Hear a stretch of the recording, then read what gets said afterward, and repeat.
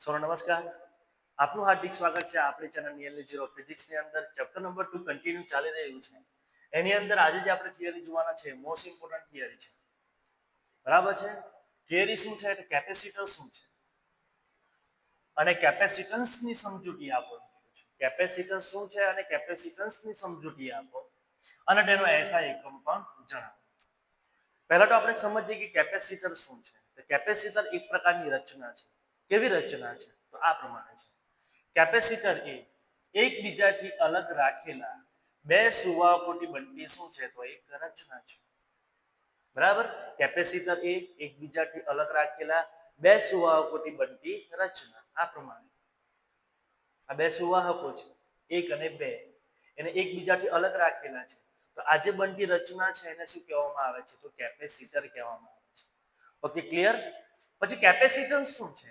તો કેપેસિટરની અંદર વિદ્યુત ભાર સમાવવાની ક્ષમતા જે દર્શાવે એને કેપેસિટન્સ કહેવાય.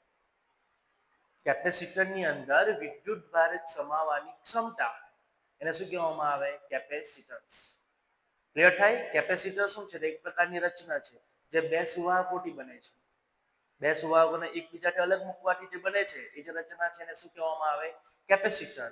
ને કેપેસિટરની અંદર વિદ્યુત ભાર સમાવવાની ક્ષમતા જે દર્શાવે તે શું છે? તો કેપેસિટન્સ. ઓકે, ચાલો હવે થિયરીમાં આપણે આગળ જઈએ. પહેલા તો કેપેસિટર શું છે? તો આ પ્રમાણે છે. હવે આપણે કેપેસિટન્સની સમજૂતી આપવાની છે. તો એના માટે આપણે એક કેપેસિટર મેં અહીંયા દોરી લીધો છે. બરાબર? કેપેસિટર પરનો વિદ્યુત ભાર પ્લસ Q છે. એક પ્લેટ પરનો પ્લસ Q છે, બીજા પ્લેટ પરનો માઇનસ Q. આના પર વિદ્યુત સ્થિતિમાન V1 છે, આના પર વિદ્યુત સ્થિતિમાન કેટલું છે? V2 છે. બીજી વસ્તુ કે વિદ્યુત ક્ષેત્ર જે બી મળશે આ પ્લસ છે ને આ કેવું છે? માઇનસ. પ્લસ એટલે વિદ્યુત ક્ષેત્રનું કઈ તરફ હોય? આ તરફ. આના લીધે આ બાજુ આ તરફ હશે, આના લીધે આ તરફ હશે. થાય ક્લિયર? ઓકે. માઇનસ ના લીધે કઈ તરફ હશે? તો અંદરની તરફ એટલે આ તરફ હશે, અંદરની તરફ એટલે આ તરફ હશે, આની અંદરની તરફ એટલે આ તરફ હશે. થાય ક્લિયર? જો જ્યારે આનું વિદ્યુત ક્ષેત્ર તમે દર્શાવો ત્યારે આને ભૂલી જવાનું. તો પ્લસમાં કેવું છે? તો બહારની તરફ, તો અહીંથી બહારની તરફ. બરાબર? માઇનસમાં કેવું છે? તો અંદરની તરફ, તો આને ભૂલી જાઓ. હવે અંદરની તરફ એટલે અંદરની તરફ. થાય ક્લિયર? એટલે તમે જુઓ તો વિદ્યુત ક્ષેત્ર પ્લેટ એકની બહારની તરફ ઓલ્ટરનેટ છે. એનો મીનિંગ કે એકબીજાની અસરને શું કરે? નાબૂદ કરે છે. આ બાજુ બી સેમ ટુ સેમ, પણ વચ્ચે આપણને કઈ વિદ્યુત ક્ષેત્ર મળશે. થાય ક્લિયર? અને વિદ્યુત ક્ષેત્રની દિશા આપણને ખબર છે કઈ તરફ હોય? પ્લસ થી માઇનસ તરફ. એટલે ઈ તમને કંઈક મળે છે આ રીતે. ઓકે, આ જે બધી વસ્તુ મેં તમને કીધી છે એ જ વસ્તુનું આપણે વર્ણન કરવાનું છે. ઓકે, જો આ રીતે વર્ણન કરીશું. ધારો કે બે સુવાહકો પરનો વિદ્યુત ભાર કેટલો છે? પ્લસ Q અને માઇનસ Q. તેમના પર વિદ્યુત સ્થિતિમાન કેટલા છે? તો V1 અને V2 છે. તેમની વચ્ચેનો વિદ્યુત સ્થિતિમાનનો તફાવત કેટલો હોય? તો એને V નામ આપીશું. કેટલો હશે? તો V1 V2. V1 V2 કરવાનું છે. ઓકે, ચાલો. સુવાહકોને બે બેટરીના બે ટર્મિનલ સાથે જોડીને શું કરી શકાય? વિદ્યુત ભારિત.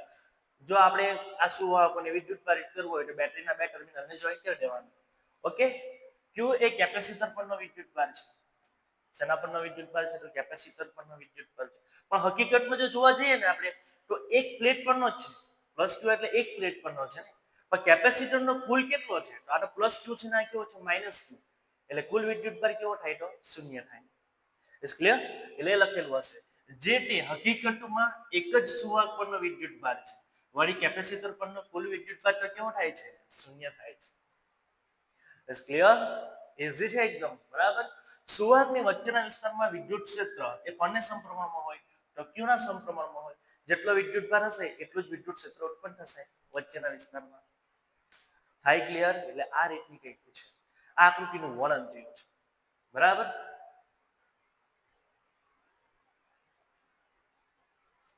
આકૃતિનું વર્ણન આ પ્રમાણે આપણે કરવાનું છે. મસ્ત મજાનું છે. ફરીથી એકવાર રિપીટ કરીએ. અહીંયા સુધી આપણે રિપીટ કરી દઈએ, પછી આપણે આગળ જઈએ. નાની એવી થિયરી.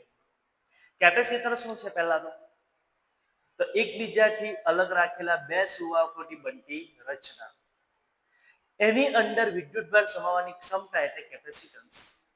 ઓકે, પછી આપણે કેપેસિટન્સની સમજૂતી આપવાની છે. એટલે આ પ્લેટ બે પ્લેટ લીધી છે પ્લસ Q અને માઇનસ Q વાળી બે સુવાહકો છે આપણી પાસે.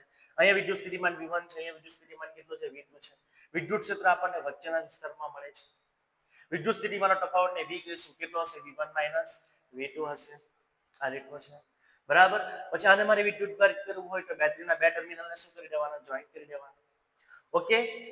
પ્લસ q એ કેપેસિટર પરનો વિદ્યુત ભાર છે, પણ હકીકતમાં શું છે? એક પ્લેટ પરનો છે. કેપેસિટર પરનો કુલ વિદ્યુત ભાર કેટલો છે? પ્લસ q અને માઇનસ q એટલે કેટલો છે? તો 0 છે. થાય. વિદ્યુત ક્ષેત્ર કોના ઉપર ડિપેન્ડ કરે? આ વિદ્યુત ભાર ઉપર ડિપેન્ડ કરે છે કે વિદ્યુત ભારના સમપ્રમાણમાં હોય છે. ઓકે. હવે શું કરવાનું છે કે વિદ્યુત ક્ષેત્ર તમારું આમ છે, અગાનું સ્ટેપ. તો સુવાહક 2 પરથી વિદ્યુત ભારને ક્યાં લઈ જવાનો? 1 પર. એટલે કે વિદ્યુત ક્ષેત્રની વિરુદ્ધમાં આપણે કંઈક કાર્ય કરવાનું છે. બરાબર. એ કાર્ય કરીશું એટલે આપણને વિદ્યુત સ્થિતિમાન મળશે. એ એકચ્યુઅલી શું છે? વિદ્યુત સ્થિતિમાનનો તફાવત જ છે કે તમે વિદ્યુત ક્ષેત્રની વિરુદ્ધમાં કંઈક કાર્ય કરો છો તો તમને શું મળશે? તો વિદ્યુત સ્થિતિમાન આપણે વ્યાખ્યાયિત કરેલું છે, યાદ છે ને? તો એ પ્રમાણે હવે લખવાનું.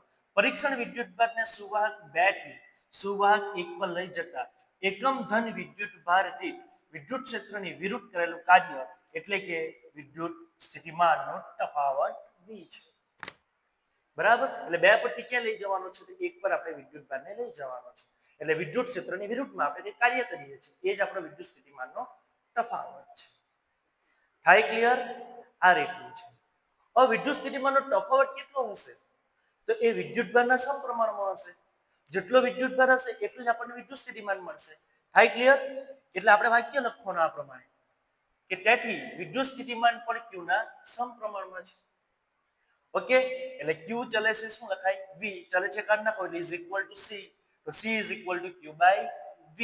આ છે આપણું સૂત્ર, જે મેઇન સૂત્ર છે, જ્યાં c ને શું કહેવામાં આવે છે? તો કેપેસિટરનું કેપેસિટન્સ. બરાબર. એટલે યાદ રાખવાનું હવે કે c is equal to q by v અથવા તો q is equal to c. થાય ક્લિયર? એટલે હવે પછી આપણને કેપેસિટન્સનું સૂત્ર આવડવું જોઈએ. c is equal to q by v. એનો એસઆઈ એકમ શું છે એ પણ પૂછેલું છે આપણને. એનો એસઆઈ એકમ ફેરાડે, અથવા તો અહીંયાથી બનાવીએ તો ઉપર શું છે? વિદ્યુત ભાર એટલે કુલમ, નીચે શું છે? વિદ્યુત સ્થિતિમાન એટલે વોલ્ટ, એટલે કુલમ પર વોલ્ટ. પારિમાણિક સૂત્ર પણ તમારે બનાવી જ દેવાનું છે તમારી રીતે. બરાબર. પૂછાઈ શકે, એમસીક્યુ પૂછાવાના છે એટલે આપણને આવડવું જોઈએ. તો આ રીતની થિયરી છે, મસ્ત સમજાવી. ઓકે. આગળ વધીએ એક સ્ટેપ.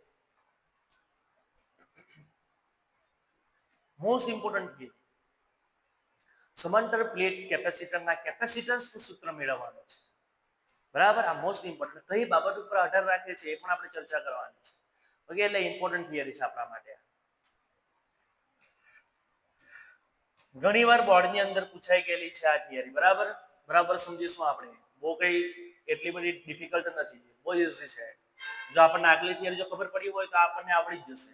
ચાલો પહેલા આપણે રકમ વાંચીએ. સમાંતર પ્લેટ કેપેસિટર કોને કહે છે? ચાલો આટલી આપણે વસ્તુ સમજીએ. સમાંતર પ્લેટ કેપેસિટર કોને કહે છે? તો એકબીજાથી થોડા અંતરે રહેલી બે મોટી સમતલ સમાંતર વાહક પ્લેટોની રચનાને શું કહેવામાં આવે? સમાંતર પ્લેટ કેપેસિટન્સ. બરાબર. આ વ્યાખ્યા આપણે બરાબર મોડે કરી દેવાની છે. હવે જો કેપેસિટન્સ આવે છે ને અહીંયા આગળ જો એકબીજાથી કેપેસિટન્સ ને કેપેસિટર અહીંયા લખવા મારે ભૂલ થઈ ગઈ છે. સમાંતર પ્લેટ કેપેસિટર. કેપેસિટર એક પ્રકારની રચના છે. બરાબર. અને નવું વસ્તુ શું આવ્યું અહીંયા? સમાંતર પ્લેટ. તો એના માટે થોડા વર્ડ ઉમેરી દીધા છે. એકબીજાથી થોડા અંતર રહેલી બે મોટી સમતલ સમાંતર વાહક પ્લેટોની રચના, જેને શું કહેવામાં આવે? સમાંતર પ્લેટ કેપેસિટર. ઓકે. આ રીતનું છે. ચાલો અહીંયા દર્શાવ્યું છે મેં કેપેસિટર પ્લસ ને માઇનસ. આના ઉપરનો વિદ્યુત ભાર પ્લસ q છે, આના પરનો કેટલો છે? Minus q. આની પૃષ્ઠ વિદ્યુત ભાર ઘનતા કેટલી છે? તો સિગ્મા છે. અહીંયા કેટલી છે? તો માઇનસ સિગ્મા. આપણને ખબર છે ને sigma is equal to q by a. એ આપણને ખબર હોવી જોઈએ. બે પ્લેટો વચ્ચેનું અંતર કેટલું છે? d છે. આ પ્લેટનું ક્ષેત્રફળ કેટલું છે? તો બંને પ્લેટનું ક્ષેત્રફળ આપણે ધારી લઈશું a જેટલું છે. કેટલું છે? a. હવે બે પ્લેટો વચ્ચેનું અંતર જે છે ને એ ખૂબ જ નાનું છે. આ ક્ષેત્રફળની સાપેક્ષે ક્ષેત્રફળ ઘણું બધું મોટું છે, પણ બે પ્લેટો વચ્ચેનું અંતર કેવું છે? ખૂબ જ નાનું છે. આ કન્સિડર આપણે કરવાનું છે. ઓકે. અહીંયા પણ સેમ કોન્સેપ્ટ. તો વિદ્યુત ક્ષેત્ર તમને ક્યાં મળશે? એક્ઝેક્ટ વચ્ચે મળશે. ઉપર તો તમને કઈ મળશે ને નીચે પણ નહીં મળશે. કેમ? આ પ્લસ નું જો આપણે વિદ્યુત ક્ષેત્ર દર્શાવીએ તો આ માઇનસ ને તમે ભૂલી જવાનું. બરાબર. પ્લસ નું લખવાનું છે એટલે બહારની તરફ, એટલે આ રીતે અહીંયાથી આ તરફ, અહીંથી આ તરફ. માઇનસ નું લખવાનું છે મારે તો અંદરની તરફ, એનો મીનિંગ આમ અંદરની તરફ, અંદરની તરફ, અંદરની તરફ. થઈ ગયું? ઓકે. તમે જુઓ ઓલ્ટરનેટ છે એટલે વિદ્યુત ક્ષેત્ર કેવું થાય શૂન્ય થાય, અહીંયા બી કેવું થાય શૂન્ય થાય, પણ વચ્ચેના ભાગમાં આપણને કંઈક મળશે એની જ આપણે કેલ્ક્યુલેશન કરવાની છે અને કેપેસિટન્સનું જે સૂત્ર છે એની અંદર આપણે મૂકી દેવાનું છે આ પ્રમાણે છે. ઓકે, ચાલો આકૃતિનું વર્ણન કરીએ આપણે. આકૃતિમાં દર્શાવ્યા મુજબ 1 અને 2 વાહક પ્લેટો પરનો વિદ્યુતભાર અનુક્રમે +q અને -q છે. દરેક પ્લેટનું ક્ષેત્રફળ કેટલું છે તો a છે, તેમની વચ્ચેનું અંતર કેટલું છે તો d છે. ઓકે, હવે કન્ડિશન આ મેં તમને કીધી એ પ્રમાણે આ અંતર કેવું છે ખૂબ જ નાનું છે ક્ષેત્રફળની સાપેક્ષ અને આ એક આપણે સૂત્ર ભણી ગયેલા છે અનંત સમતલવાળી થિયરી વસ્તુના ઉપયોગોમાં જે બીજો ઉપયોગ છે એમાં આપણે આ સૂત્ર મેળવેલું. જ્યારે સમતલની વાત કરતા હોઈએ ત્યારે E = σ/2ε0 એનું વિદ્યુત ક્ષેત્ર. એટલે અનંત સમતલથી ઉદ્ભવતું વિદ્યુત ક્ષેત્ર E = σ/2ε0. ચાલો વારાફરતી આપણે બધે શોધી કાઢી. પ્લેટ 1 ની ઉપરના વિસ્તાર માટે આપણને ખબર છે ઓર્ડિનેટ છે એટલે કેવું થવાનું શૂન્ય થવાનું છે. એટલે પ્લેટ ઉપરના વિસ્તારનું વિદ્યુત ક્ષેત્ર કેટલું આના માટે લખું તો σ/2ε0. આના માટે લખું એ પણ σ/2ε0 પણ વિરુદ્ધ દિશામાં છે એટલે શું લેવાનું તમારે માઈનસ. એટલે જવાબ કેવો આવે તમારો 0. પ્લેટ 2 ની નીચેના વિસ્તારમાં બી સેમ ટુ સેમ. જો તમે આને પ્લસ લેવો તો આને કેવું લેવાનું તમારે માઈનસ ઇઝ ઇક્વલ ટુ 0. જ્યારે વચ્ચેના વિસ્તાર માટે શું થશે બેનો સરવાળો બંને એક જ દિશામાં છે એટલે σ/2ε0 પ્લસ σ/2ε0 એટલે જવાબ શું આવે σ/ε0. અડધું અડધું એટલે કેટલું થાય તો આખું થાય એ પ્રમાણે એટલે σ/ε0 તમારો જવાબ આવે છે. અહીંયાથી બી સિગ્મા બરાબર શું લખાય તો q/a નીચે શું છે એપ્સિલોન 0 એટલે E બરાબર વિદ્યુત ક્ષેત્ર કેટલું મળે તો q ના છેદમાં a એપ્સિલોન 0. ઓકે, હવે સમાન વિદ્યુત ક્ષેત્ર માટે જો વિદ્યુત સ્થિતિમાનનો આપણે કોન્સેપ્ટ યાદ કરીએ તો V = E.R આવે. આ સૂત્ર આપણે મેળવેલું છે જો કેવી રીતના આવે છે જો કેલ્ક્યુલેટ કરવું હોય તો V = શું આવે kq/r આવે. r ને ગુણીએ આપણે ઉપર નીચે ગુણી દઈએ તો kq r ને એમને એમ રાખીએ અને આ નીચે r છે એટલે r² થઈ kq/r² એટલે શું લખાય તો એની જગ્યાએ શું લખાય E લખાય ને એટલે V = આની જગ્યાએ E અને બાજુમાં શું રહ્યો r એટલે અંતર. સમજ પડે તો આપણા કેસમાં V = E એટલે આપણા અંતર કેટલું છે તો અંતર કેટલું છે તો d જેટલું છે. સમજ પડે છે એટલે V = E.D આ સૂત્રનો આપણે ઉપયોગ કરીએ. ચાલો આમાં આપણને ખબર છે E ની value q a epsilon 0 E ની વેલ્યુ મૂકી દીધી d m ના m એટલે વિદ્યુત સ્થિતિમાન મને કંઈક મળ્યું છે. આજે વિદ્યુત સ્થિતિમાન છે તે સમાંતર પ્લેટ કેપેસિટરનું કેપેસિટન્સ આપણે જે છે કેપેસિટન્સનું જે સૂત્ર છે C = q/v એની અંદર મૂકી દઈએ એટલે આપણને જે સૂત્ર જોઈએ છે ને સમાંતર પ્લેટ કેપેસિટરના કેપેસિટન્સ એ આપણને મળી જશે.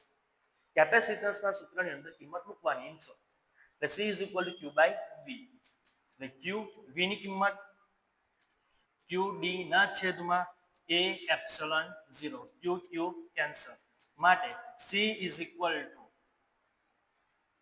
આને ઉપર લઈ લઉં એટલે એપ્સિલોન 0 a ઉપર જશે છેદમાં શું રહે d.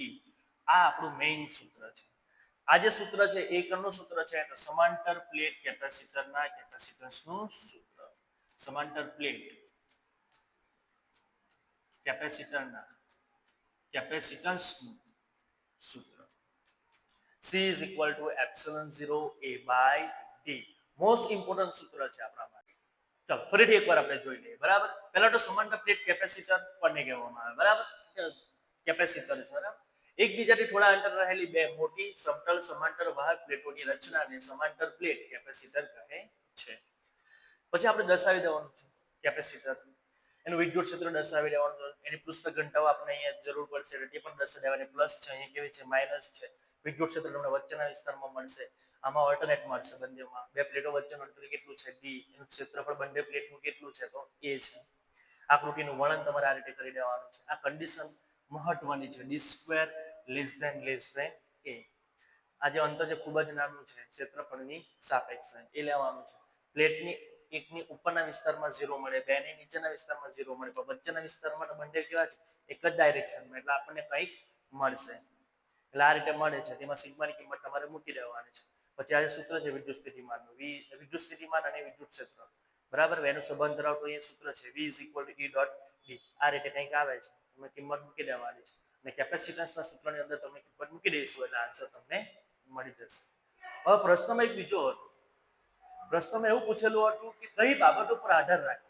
તો અહીંયાથી આપણે જોવાનું છે કે સમાંતર પ્લેટ કેપેસિટરનું કેપેસિટન્સ એ કોના ઉપર આધાર રાખે? તો એપ્સિલોન 0 પર આધાર રાખે, એ પર આધાર રાખે અને ડી પર આધાર રાખે. હવે એપ્સિલોન 0 એટલે કે શૂન્યાવકાશની પરમિટિવિટી ને, એટલે શૂન્યાવકાશ એટલે કે બે પ્લેટો વચ્ચેના માધ્યમ પર આધાર રાખે. પહેલી વસ્તુ કોના ઉપર આધાર રાખે? તો બે પ્લેટો વચ્ચેના માધ્યમ, બે પ્લેટો વચ્ચેના, અહીંયા શું લખીએ આપણે બીજા પેલું પર લખીએ, બરાબર? સ્લાઇડ આપણે લઈ લઈએ. આ સૂત્ર આપણને મળ્યું છે C is equal epsilon 0 A by D. કોના ઉપર આધાર રાખીએ? તો આની પહેલા વાત કરીએ તો એપ્સિલોન 0 એટલે કે બે પ્લેટો વચ્ચેના માધ્યમ પર. સમજ પણ અહીંયાથી લખ્યું છે. આ શૂન્યાવકાશની પરમિટિવિટી એટલે શૂન્યાવકાશ એટલે કે બે માધ્યમની વચ્ચે શૂન્યાવકાશ છે એવું દર્શાવે છે ને. એટલે બે પ્લેટો વચ્ચેના માધ્યમ પર આધાર રાખે. એ એટલે શું? તો પ્લેટોનું ક્ષેત્રફળ, એટલે પ્લેટોના ક્ષેત્રફળ પર આધાર રાખે. પ્લેટોના ક્ષેત્રફળ પર. ઓકે. ત્રીજી વસ્તુ ડી એટલે બે પ્લેટો વચ્ચેનું અંતર પર, બે પ્લેટો વચ્ચેના અંતર. ઓકે. આ ત્રણ વસ્તુ ઉપર આધાર રાખશે સમાંતર પ્લેટ કેપેસિટરનું કેપેસિટન્સ. આ રીતની થિયરી છે, મસ્ત મજાની થિયરી છે. આ બંને થિયરી આપણા માટે ઇમ્પોર્ટન્ટ છે. બરાબર પ્રેક્ટિસ આપણે કરી દેવાની છે. ઓકે. મળીશું બીજા લેક્ચરની અંદર. ધન્યવાદ.